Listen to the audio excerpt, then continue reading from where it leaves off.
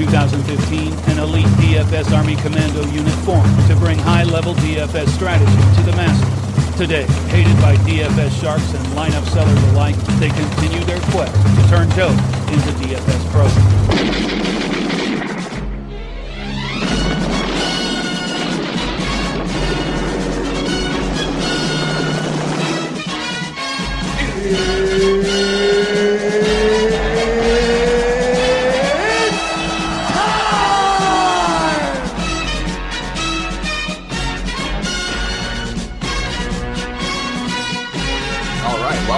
Taco Tuesday PGA DFS podcast presented to you by DFSArmy.com.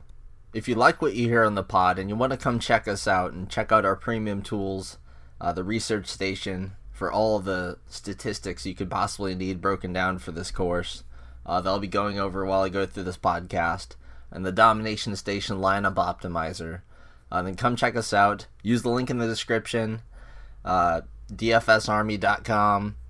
Promo code TACO on sign up for a lifetime 10% off. It'll help support the pod.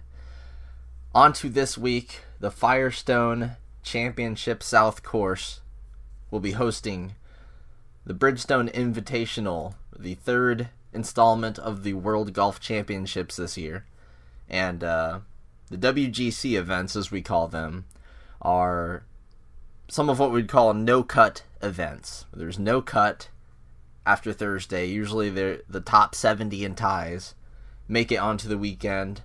Here at a no-cut event, everyone gets to play all the way into Sunday, and really changes the strategy up a bit. The reduced size of the field changes the strategy up a little bit. Ownership's going to be higher across the board, and unlike a major where we see these guys, the best of the best in the field, and the pricing is extremely loose. We have kind of tighter pricing this week, I think. DraftKings, at least, is really in line with the Vegas odds when it comes to their DraftKings pricing. Maybe they kind of learned from last week when they came out before the Vegas odds came out and things were kind of screwy. It's really straightforward this week. Not many huge values on the table. So ownership is going to be a little bit spread out. I'd imagine Dustin Johnson obviously is going to attract a lot of attention, but it's really hard to pay for Dustin Johnson, unlike at the Open Championship where everyone could afford him, or even last week it was pretty easy to find value. So value will be a little bit different this week. You're going to see more of the value come from the mid-range, the 8K, the 9K range.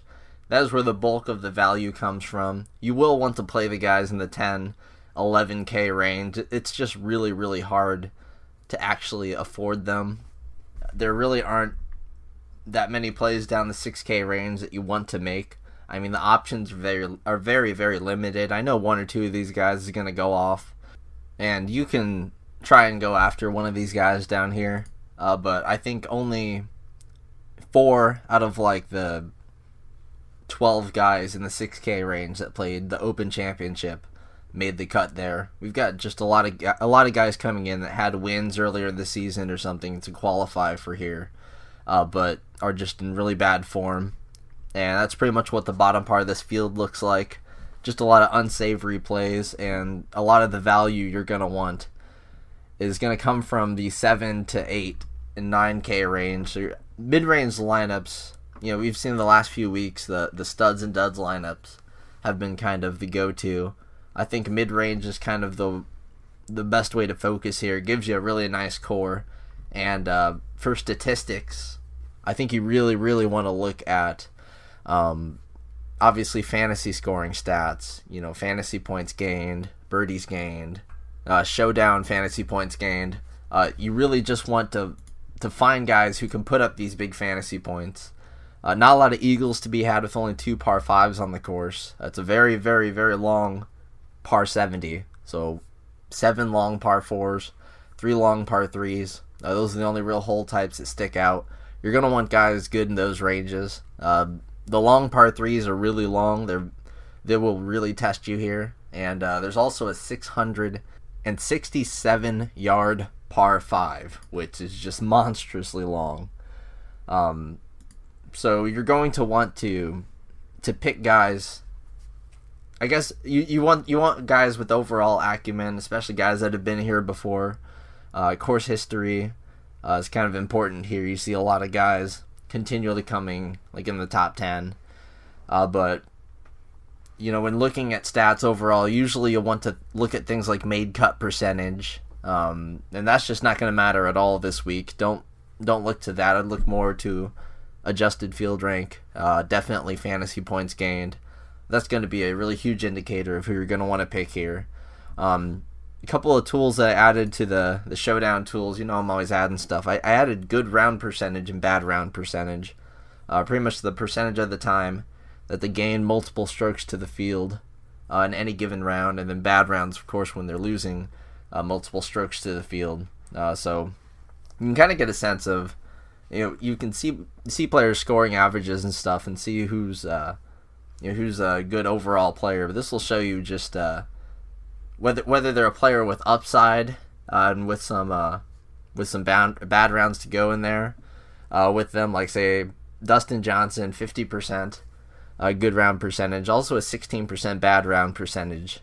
You saw the Open Championship, that can definitely happen. Jordan Spieth, 23% good round and bad round percentages, so you never really know what you're going to get with Spieth. But Molinari, you'd think that his good round percentage has to be up there quite a ways. It's not really. It's 23%, the same as Jordan Spieth, and they've almost played the same number of events this year. It's just his bad round percentage is down at 5%. You see the same thing with Stenson. His is down at 4%. So you can kind of see which guys are more. I kind of like those stats for like cash. The guys with the low bad round percentage are going to be good for cash, and the high good round percentage good for showdown, good for GPP. Just another tool to look at there, but you're really going to want to find the guys that have the upside. I like the good round percentage here. You want to find guys that can just catch a little fire, especially on FanDuel with the scoring streaks counting for extra points. They count extra on DraftKings as well, just not quite as much as they do over there on FanDuel with the different bonuses you can find. And this isn't going to be an easy course. Actually, it plays about a stroke and a half to 2.5 strokes over par. Just going over the last few years, 2 strokes over par last year, 5.5 strokes over par in 2016, as the weather in round 2 got pretty bad. 2015, 3.7 strokes over par. 2014, 1.4 strokes over par. 2013, 4.3 strokes over par. So kind of never really know what you're going to get each year. The variance is kind of up for the course, just kind of due to how it is. It's a very long par 70, and if you look at the average driving distances over the last 3 years, 313, 313, 318, and that's just average across the entire field. So everyone's bombing it out there.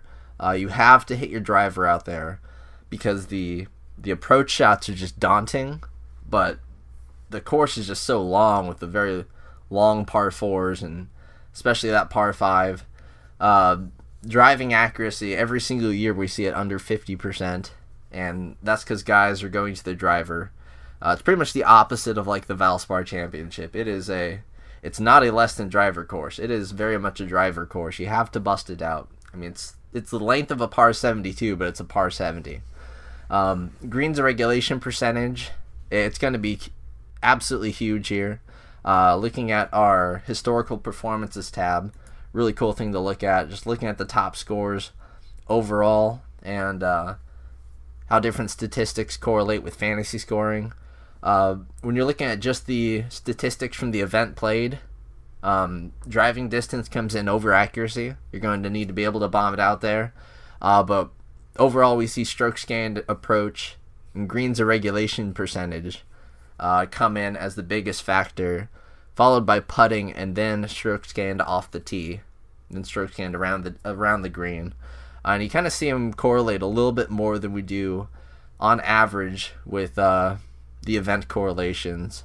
And looking to the season-long correlations, so basically what that shows is the players' average for the entire season that year and how they performed fantasy-wise and how those stats correlate with success here. Greens and regulation percentage, strokes gained approach, and strokes gained off the tee all come in as the biggest factor by far, and they're all right even. Accuracy comes in along with strokes gained around the tee a little bit after that. And then driving distance only comes in at 18%. Driving accuracy comes in at 26%. So it's curious to see that you have to be able to bomb it down here. That's just essential to being able to get those shorter iron shots on these tough approach shots onto these big old greens. And if you're not hitting it very long off the tee, it's going to be harder for you. You see a lot of especially recently, a lot of the biggest scorers and winners, guys have just put up fantasy points. You do see them averaging over 300 yards off the tee, but that's not always the case. Back in 2012, you saw Jim Furyk and Steve Stricker, and you've seen guys like Zach Johnson also have a lot of success here. So it's not necessarily a straight-up Bombers course. You're definitely going to want to look. It's sort of like last week where you want to look to strokes gained off the tee a lot more than you do just driving distance, definitely. But I think if you want the high-end upside, especially now with the way the game's kind of evolved, you're going to need to be able to drive the ball a little bit. Some of your shorter hitters, you might have to consider fading them if they're going to be really chalky. I know that driving accuracy, the fairways aren't the hardest to hit here. Not as many like fairway bunkers and stuff. So the driving accuracy bonus doesn't really help you quite as much here. It does in the season-long correlations, but it really doesn't come in nearly as much as strokes gained off the tee. That factors in like twice as much. And of course, this greens and regulation, strokes gained approach. Your second shot's going to be really important, but really this is a first and second shot track. You don't see strokes gained around the green matter all that much. Strokes gained putting, of course, never really factors in all that much. It does during the event, but one of the highest scores we've had here was Keegan Bradley when he won this thing back in 2012, and he is by no means the greatest putter, but it's really about who gets their putter hot and is doing everything else right. When you're looking at, again, the top scorers overall, it can kind of vary with their season-long around the green stats and putting, but we do continually see guys who are gaining strokes off the tee and approach, and preferably both, doing really well here. And that's just what you're going to want to attack here, I think. And of course, with it being the no-cut nature of the event, of course, the fantasy scoring stats, the course gives up a pretty decent amount of eagles. If you look over the last few years, 0.17 eagles per round, or per player in 2017, 0.18 in 2016. So it's not going to be nearly as crazy as last week. Of course, the Canadian Open, that I think that was the highest, had the highest number of eagles of any course that we have played yet. But it's the one, obviously the 667 yard par 5 is not really in play there. It's the other par 5 that can give up eagles to pretty much everybody. Birdies, it kind of depends on the weather. Some years we've had some really low birdie numbers. Last year in 2014, we saw players average over 12 birdies as the scores come into being closer to even par overall. Again, Matsuyama won 16 under last year, so it could get up there again. I could see that happening. But overall, this course, I guess I haven't stressed enough how it is a tougher course. I think it ranks out as one of the 10 toughest courses that they'll face in the entire season, just because of how long it is and it being a par 70 and all. But it does seem to be a course that either players figure out over time or over the days playing, or they must set the course up to play pretty easy in rounds 3 and 4, because every year you see it. Rounds 3 and 4 play a lot easier than rounds 1 and 2, especially round 4. Last year, players in round 4 averaged under par. That was the only time, at least since 2012, that we've seen any round of golf here average under par. So I could see players tearing up the course again here. You've got a really strong field. And, if you find some guys that are just ripping it up off the tee and can, drive it the distance necessary here, keep it out of trouble, or even get in some trouble. You can get in some trouble and be fine. It's really just about racking up the birdies here and just not messing up too much. Really about your approach shot here. If I had to look at only one stat this week, it would probably be, it'd probably be average fantasy points gained overall, honestly, but if we're going by strokes gained, it's definitely going to be like approach. I love the last 5 measurement right there. It just does a really good job of showing you who's been doing well over the last few weeks, but of course you can always go over to the strokes gained tab. You can see how they're doing week by week with their strokes gained. You can see who's been consistent, who just had a bad week, who's kind of coming into some better form, or who's coming off a worse form. It's just really nice to see where players' games are and try to find some really consistent and steady plays using that. Of course, we don't have anything for the Open Championship, so that kind of sucks, but that kind of is what it is. So going into the player pool here, again, like I said, a stacked field. And the pricing, kind of different on DraftKings and FanDuel. We see it's kind of about average when it comes to guys that are priced differently on the different sides. Some of the same names as always, but you do have the European guys that are going to be kind of freebie plays over there on FanDuel. You've got like Bjork is minimum price again, so you can go back to the well with him again. His approach numbers are ridiculous, things like that. But the value is definitely not nearly as crazy as we've seen in the last few weeks. Up at the top, you got Dustin Johnson, $11,700, $12,700 on FanDuel. After crushing the field last week. Anyone that wondered why we paid so much for Dustin Johnson after the Open Championship, that's why, because he can do that whenever. He just did it at the Greenbrier. He did it again at the RBC Canadian Open. It was kind of easy to see that one coming. He just, like I said last week, just ranked out extremely well in everything that you needed at that course. The short par 5s, that's any place that's short par 5s where DJ can score at, he's going to eagle. He just is, and he eagled several times. Keegan Bradley eagled like 4 or 5 times. I am so mad that he is not here yet. I actually planned on him being my one and done in this course, or this event. This is the last time they'll play here. It's just a shame he didn't qualify this year, because he had really, really good course history here. Just kind of is low-key someone that really would rate out for this course well, but nonetheless, you can't play him. You can play DJ, and you probably should play DJ. He ranks out as our best play up here by far on both sites. It's no surprise. You'll kind of notice the numbers on the research station are a little bit different this week. Cut off some dead weight. Pretty much pushed all the statistics up to just show the 2018 season. I think we've been going for quite a while here.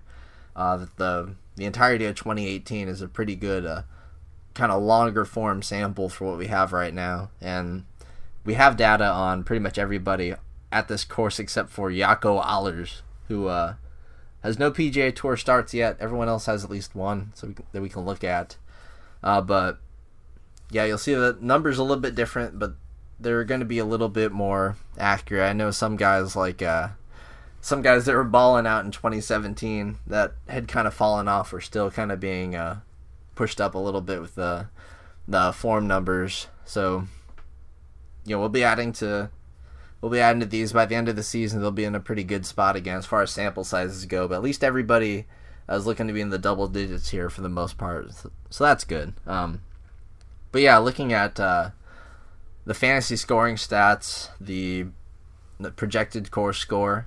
Dustin Johnson, he actually is second in this field to Justin Thomas, because he's just really good at everything you need here. But Dustin Johnson, of course, he's just so good in every single type of hole, really.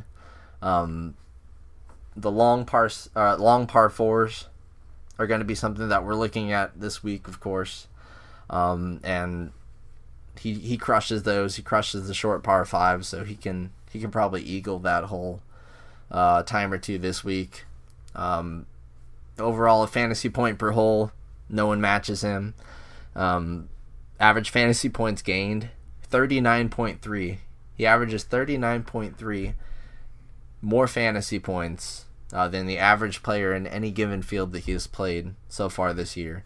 That is pretty darn good. If you look at the rest of the field, the only person over 30 in that stat is Justin Rose, and that also makes a lot of sense. He's going to be another play that people pile onto here as an alternate option off of DJ, unless you're playing FanDuel.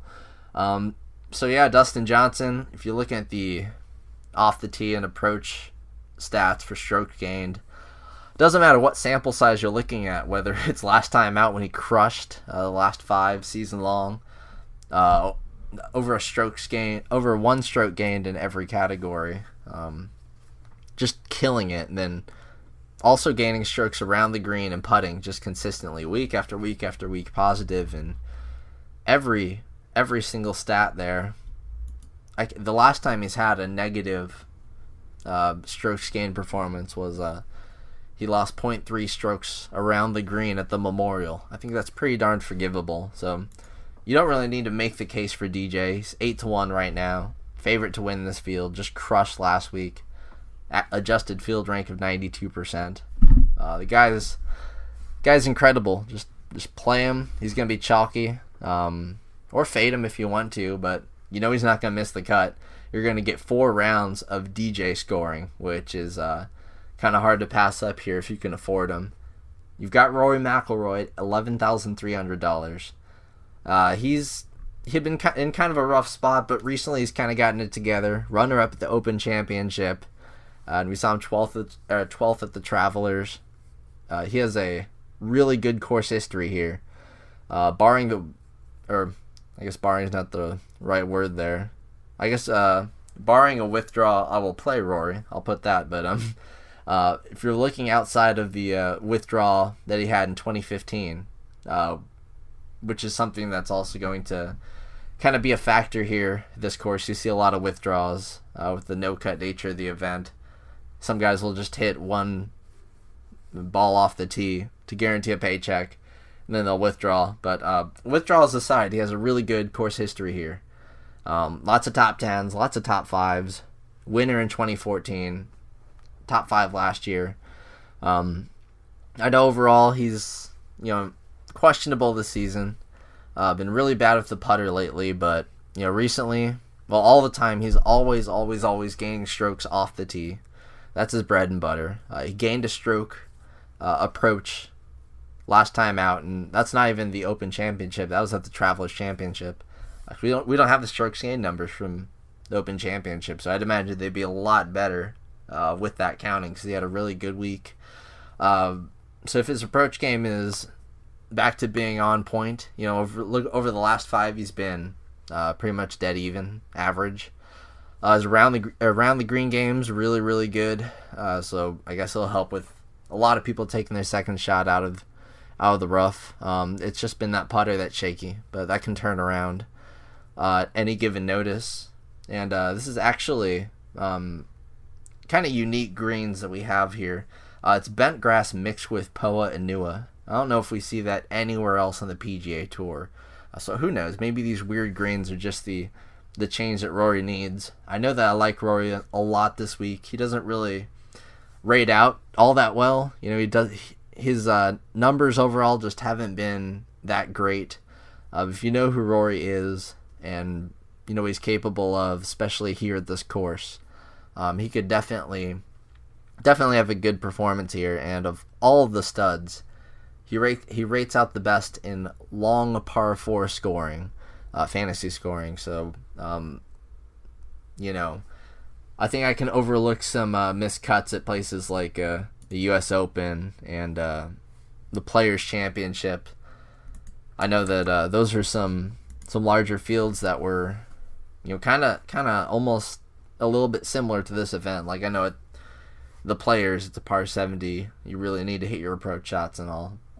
But if the last 2 times out he's had a really good approach numbers, I think he can keep that going. Anytime that strokes gained off the tee matters, I'm interested in Rory, so I'll give him some love in GPP. I don't think he's going to withdraw again. I don't think he's actually that big of a withdrawal risk here, but he might rage quit, and if he's rage quitting, then that's probably good for you anyway, because you wouldn't want him just like losing like 10 fantasy points a round or something, just tilting off or whatever. But we haven't really seen that from Rory. And then we've got Tiger Woods, and I'll talk about Tiger. I'll talk about Rose and Spieth, all the 10K guys. Then we got to switch it to the VIP. The VIP guys will get the deep dive into some of these value guys here. But I'll continue to talk about the top studs here for the adoring public. Tiger Woods, of course, the number one prize jewel of the adoring public. He's the man of this course. He's won it 8 times, including most recently in 2013. Withdrew in 2014, and he hasn't showed since. Now, recently he's just been playing very well, just incredibly well. Top 6 performances at the Open Championships and at the Quicken Loans National. I know he missed the cut at the U.S. Open, but this is a spot where Tiger can go off for sure. He's been performing at places that he's done well at in the past so far this season. We saw him do so well at Bay Hill, Torrey Pines. Thing is, he's priced up pretty darn well on DraftKings. Looks like FanDuel is where you'll have to go to get some exposure to him. He's 13-1 right now. Those odds are shortening so much, and with this course, it's no wonder why he's priced up so much. I'm sure that people are going to be betting him this week. Reduced field, pretty good chance for Tiger to break through with a win here. It feels like a pretty darn good opportunity for that, and even if that's not the case, he's at least going to put up like a top 5, it feels. He's been in contention a lot recently, and there's no reason to think he won't be here. Been doing really well with his approach game recently. That's been a strong point for him. And struggle with the putter. Had some real struggles with the putter in recent months, but last time out he gained 1.2 strokes on the greens. Around the green game, that's always going to be ridiculous for Tiger. That doesn't really go anywhere. And the off the tee story with him started off just so bad this season. We've seen it slowly over time. Each split you look at is getting better and better and better. Gained 0.4 strokes off the tee last time out at the Quicken Loans National, and 6th at the Open Championship. Is also not entirely sure if he was gaining the strokes off the tee exactly, but it seemed like he was doing a really good job with just that, hitting the ball long and keeping it relatively out of trouble. Tiger Woods, definitely a great FanDuel play. And if you want to pay for him on DraftKings, I know he's more expensive than Justin Rose, so it kind of doesn't make much sense. It doesn't make much sense, but if you want to pay for it, it's Tiger Woods, man. I'm never going to say no to that because it's Tiger freaking Woods. Justin Rose, of course, $10,700. They've got a better idea with his price over there on FanDuel, $12,300. Second most expensive player on the slate. He's definitely the second best play on the slate. 100% made cut percentage this season. 95% adjusted field rank. That is absurd. And just think about it. Everybody that he tees off with, he beats 95% of them on any given event. It's ridiculous this season. Gaining 33.7 fantasy points to the field. His numbers are up there with DJ. Doesn't hit it quite as long, but he's considerably more accurate than DJ right now. Strokes gained approach, 1.7 strokes gained at the U.S. Open. runner-up at the Open Championship. You saw him just barely make the cut. He made it on the dot and just went off on the weekend. It seems like he might, if you're looking at the good and bad round percentages, 43% good round percentage, 9% bad round percentage. It's just incredible. So his bad round percentage is even better than DJ's. The dude is just rock solid.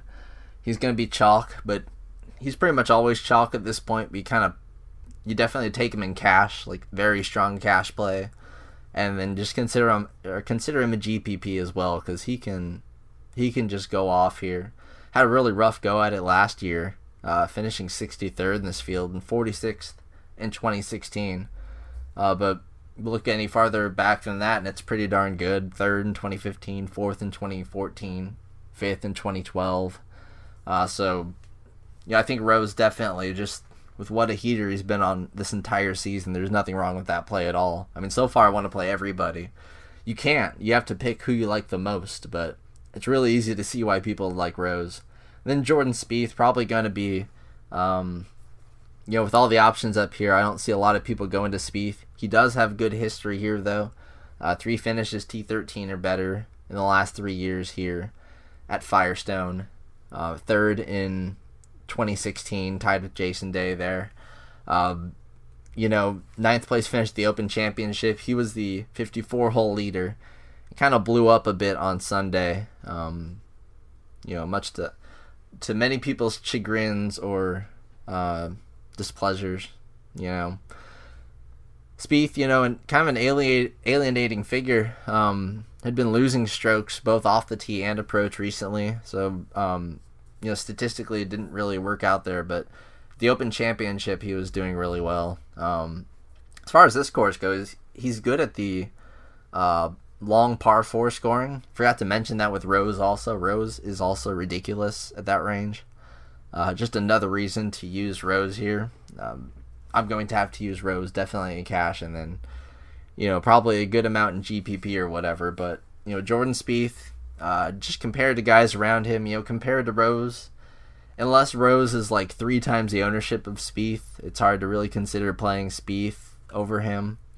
It's just, Rose has been insanely consistent this year. Spieth has not had any consistency this year. That is just the truth. He's putted very well recently, and that was the trouble he had this entire season. He just couldn't putt. Now that he can putt, he can't do anything else. So it's like, I can see him getting it all together here. Definitely, just is really good in these strong fields. But for the most part, it's hard to know what to make with Mr. Spieth here. Then on to Mr. Ricky Fowler, $10,000, 11-3 on FanDuel. Good value on both sites. 4 straight top 10 finishes here at this course. Very good numbers there. He's been kind of back to just making cuts and being consistent. What we'd like to see from Ricky. He's going to be a good little option to get off of some other guys up here, but it might be hard to make room for him unless you make him a core play. His off the tee numbers have been all right, consistently all right, but his approach numbers have been consistently pretty good, especially last time out. Gained almost a stroke approach at the Quicken Loans. I think he doesn't have any weak spots in his game, really. Around the green game is pretty solid. It always has been.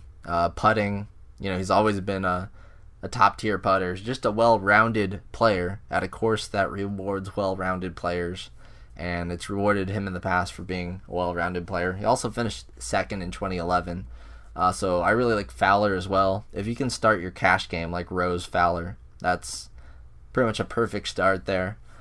So, that'll do it for the public section of this podcast. DFS Army VIP members, get ready for the second part here, and you can listen by joining us at dfsarmy.com. Use promo code TACO on sign up for a lifetime 10% discount. See you guys just a second here. Thank you for listening to the DFS Army podcast. Join the DFS Army today and gain access to our private Slack chat, where you can chat with real DFS pros and coaches, as well as other DFS Army members with winning track records.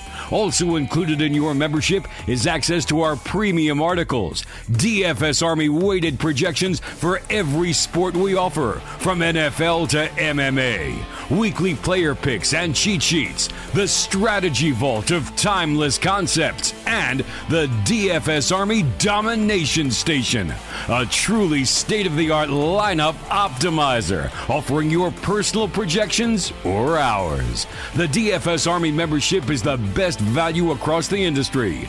Join today and get 2 free ebooks, as well as the secrets to unlocking a new level to your game.